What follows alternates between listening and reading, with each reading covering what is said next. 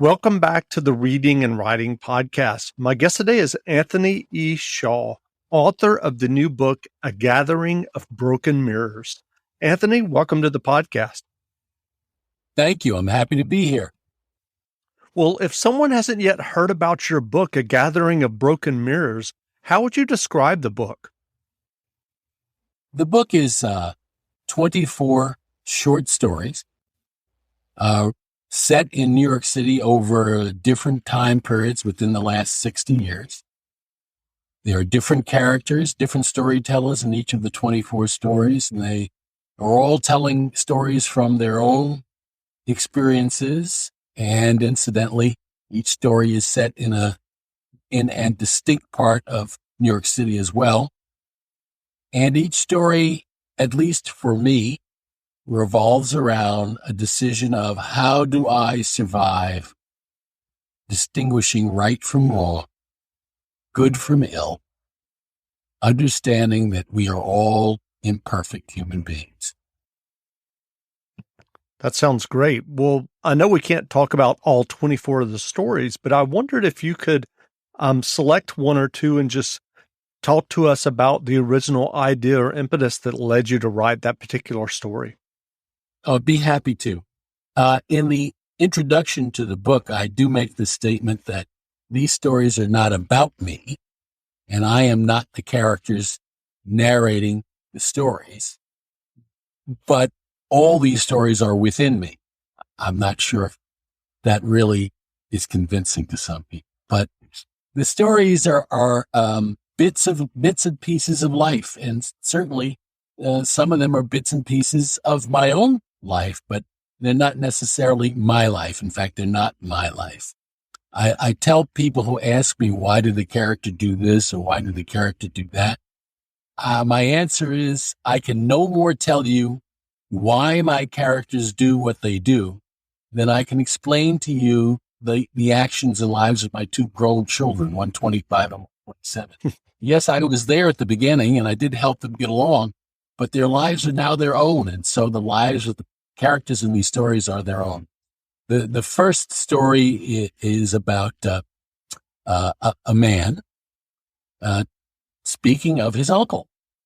And yes, some of that does come out of my own life. So this man is Italian-American. His uncle is Italian-American. And the man speaks lovingly about his uncle, who is, as we all are, a flawed and failed human being. I'm not going to go into a lot of depth with it, but his uncle is involved in crime, organized crime. But when I wrote the story, I didn't want it to be a stereotypical Italian gangster story. It isn't that at all. It's a story about a family relationship between a nephew and an uncle who did a lot of terrible things to other people, probably.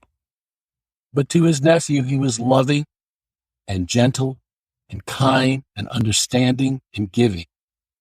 And I am about 53% genetically Sicilian, so I have a particular attraction to Sicilian culture and food. And so a good part of the story is the nephew speaking about the food that his uncle would cook for his family and how his love was reflected in the food. Not only his love, but also his appreciation for his heritage.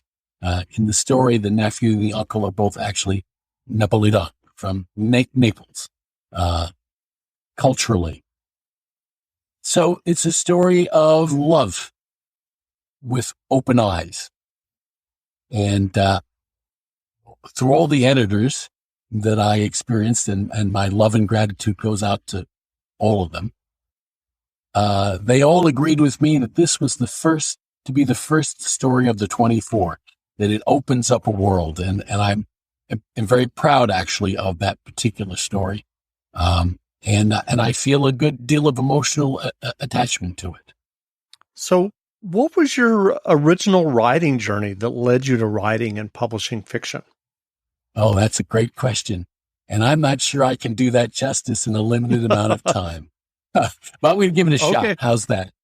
So I'm 66 years old. I was born and raised in New York City, Brooklyn, and lived there the first 31 and a half years of my life before I moved to Westchester County, where I am now in Scarsdale. So I had this attachment to New York City, and I do speak about that in the introduction and the subtitle to the book, Places in New York City, subtitle Memories of Survivors. So I'm a survivor of New York.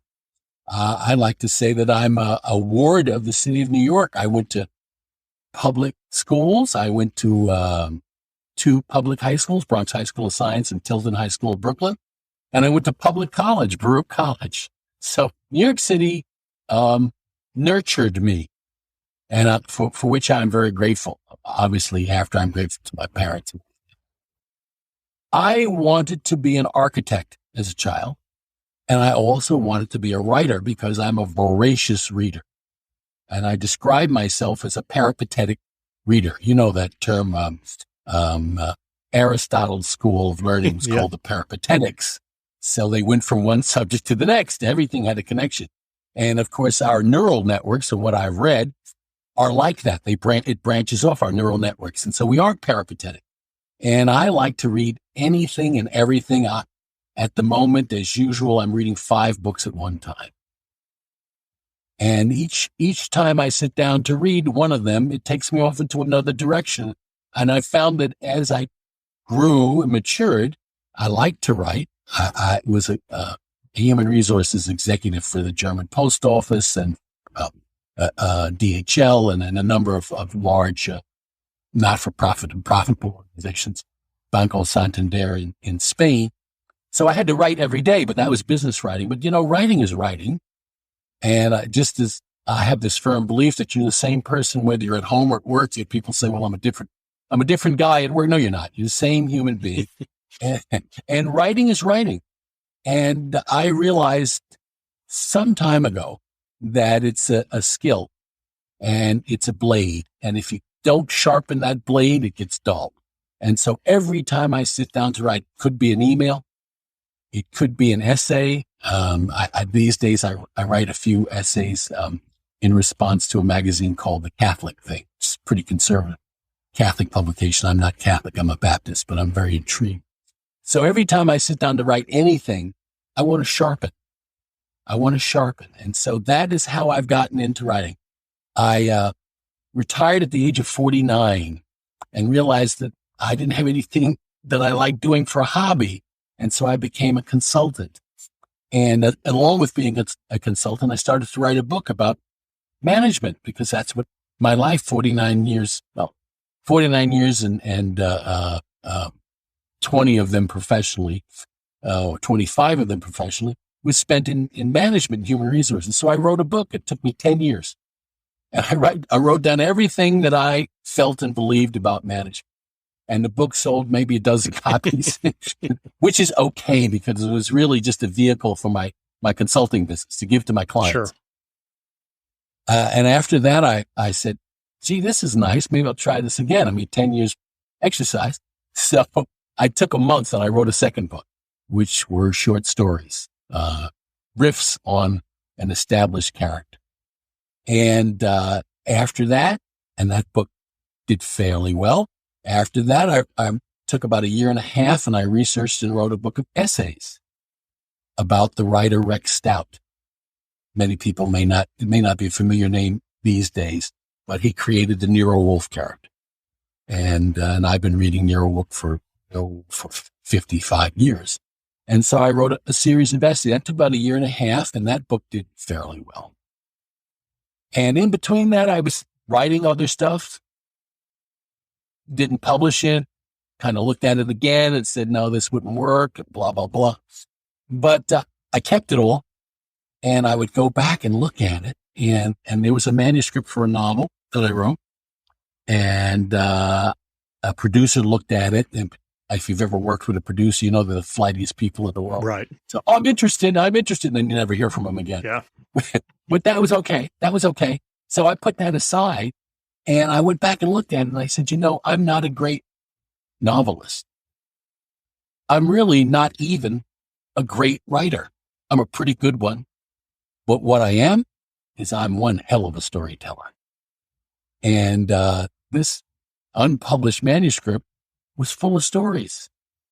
So I started extracting those stories and making separate tales, and then looking at other stuff and making separate tales of that. And that's how this book, right, A Gathering of Broken Mirrors, is indeed a gathering of these broken stories.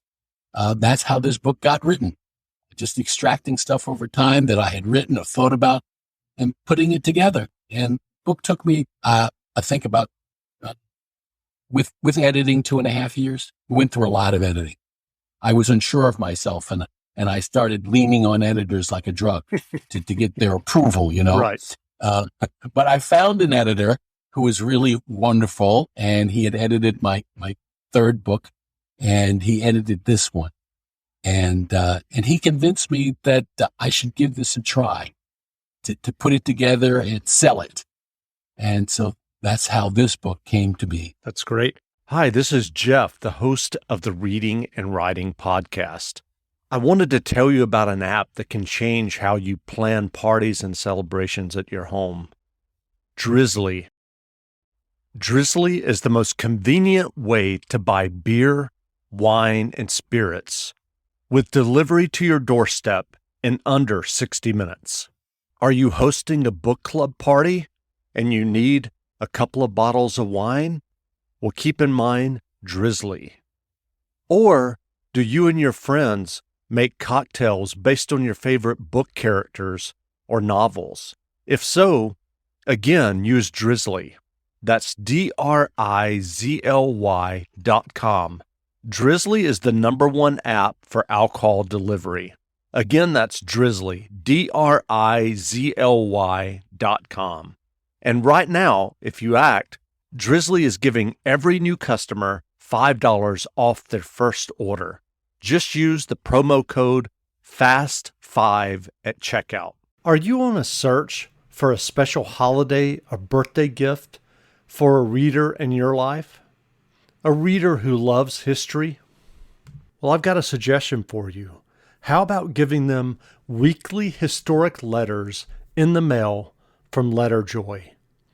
Every week, they'll receive a letter from a famous historical figure or an eloquent eyewitness to a major event. Past Letterjoy letters have included famous defense attorneys, the United States and China, or working on the railroad, exploring the American history of the railroads. For example, one letter was an engineer writing home to his wife to describe the tough process of laying tracks for the Transcontinental Railroad. Every Letterjoy letter arrives at your door on fine stationery or parchment with a real stamp. And each letter also includes the postscript, an article by expert curators on the latest letter and the historical figures and events connected to it. Visit letterjoy.co to give weekly historic letters to the historian in your life. And I have a special offer for listeners of this podcast. Use promo code BOOKS at checkout to get $5 towards your first order. Again, that's letterjoy.co, promo code BOOKS, to give a special gift to the reader in your life. Well, you said that you're a voracious reader. What books, either fiction or nonfiction, have you been reading lately that you enjoyed? Oh, boy, there's a question. We could go on for some time. So at the moment, I'll give you the 4 or 5 that I'm reading at the moment. This morning, I picked up another novel by a writer named Hugh Pentecost.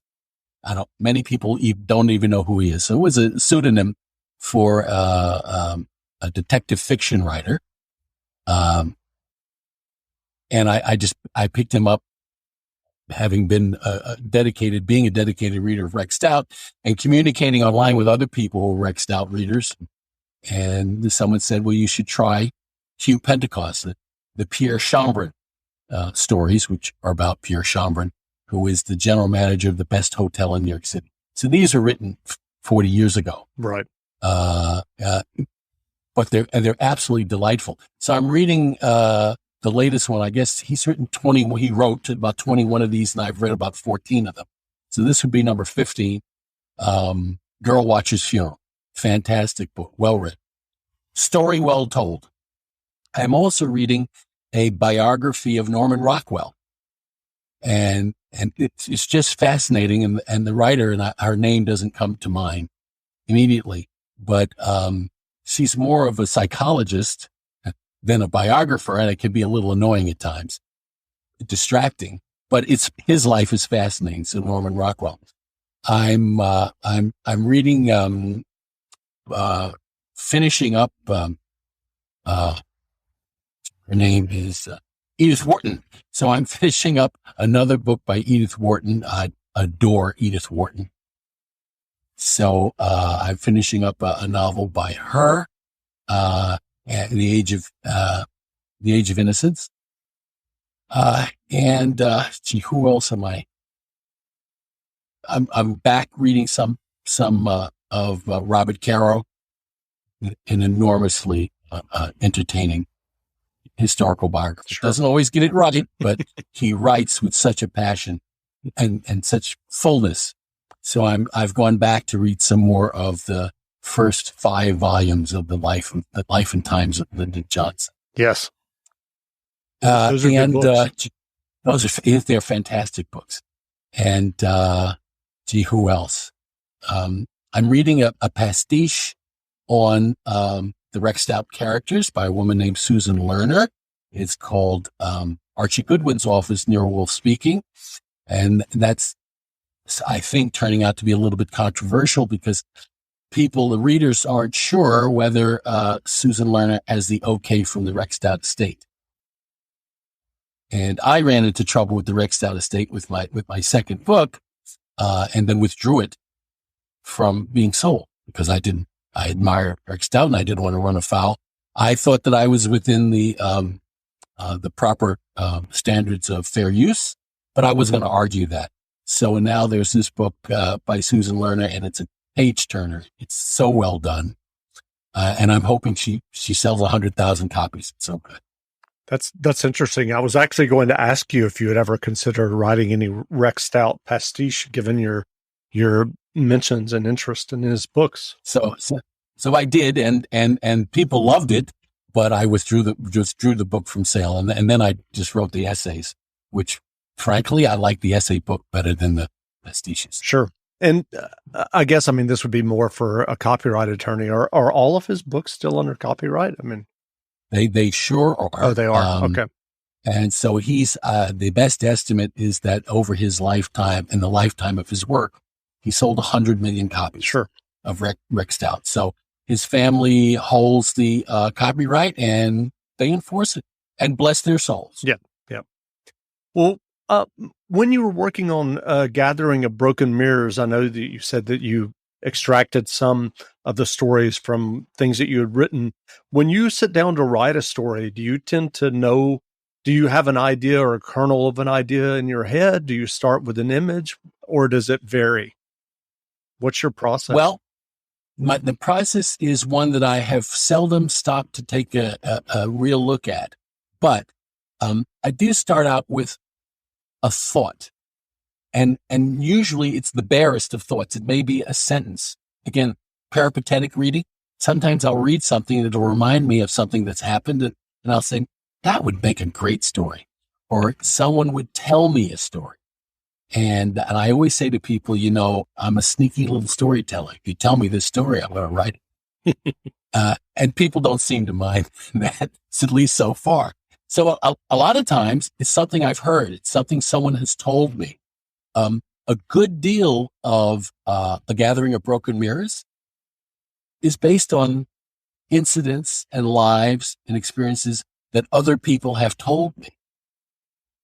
And so that's generally the kernel, the little bit.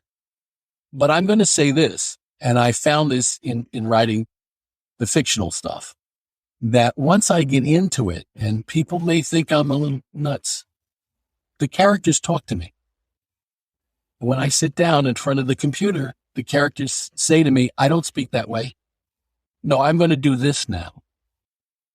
No, that's wrong. I wouldn't be with that person. So a good deal of it starts to write itself, which I find somewhat unpleasant at times. If you can imagine someone always talking to you, and I'm not certifiably crazy yet.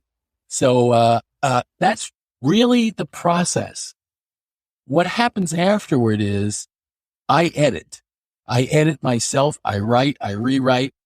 I realize that whatever I write, it could be a paragraph or it could be a story, an essay.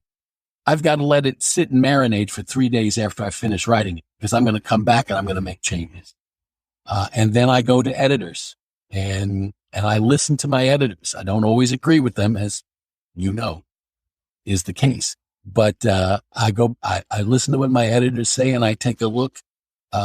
I had an editor on this book, on The Gathering of Broken Mirrors, who said, the second story here is out of place. Now, these are all disconnected short stories, but the editor was astute enough and sympathetic enough to how I wrote to tell me, you need to put this story at the end of the book. And darned if that editor wasn't right. Interesting. Well, are you working on more stories now? I am in that phase where I am collecting stories and bringing them to mind. And I keep a little red journal next to where I write, and I'll jot down a sentence or a phrase. Oftentimes, and I am a pretty faithful guy, I attend Christian Bible study. I'm a Baptist, even though I'm fascinated by the Catholic Church. I attend a Bible study every Sunday. And it's just fascinating to me because, number one, the Bible's the best collection of stories I've ever read. It's amazing. It's literature. If you're not a believer, but you shouldn't hide yourself from the literary and historical part, because the stories are fantastically told. And the wording of King James is sensational. There are ways of expressing ideas that are in, especially the New Testament of the King James Version, that just knock me on my feet. It's as good as reading Edith Wharton or Rex Stout, both of whom I think or Faulkner, the three of whom I think are the most incredible storytellers I've ever read. So I do a lot of jotting down ideas, and maybe I'll come back to. That's great. Well, what writing advice would you offer for those who are working on their own stories or novels? Write every day of your life. Write.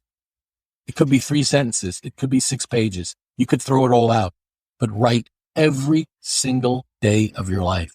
And in conjunction with that, read every single day of your life and listen without prejudice, without your own opinion. Just listen to other people. Every day of your life. Read, write, and listen. That's great. Well, where can people find you online if they want to learn more about you and your books? So if they will go to the hashtag Broken Mirrors NYC, one word, there's my biography, a photograph of me as best as they could get one that's presentable, some of the literary criticism for my book, which I must say, I'm very pleased, has been like 99% positive, and a sample of a chapter is in there.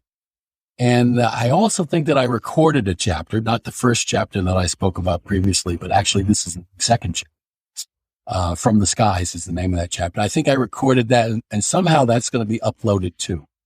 I think my publisher's going to upload it or something like that. That's great. Well, again, we've been speaking with Anthony E. Shaw, author of the new book, A Gathering of Broken Mirrors.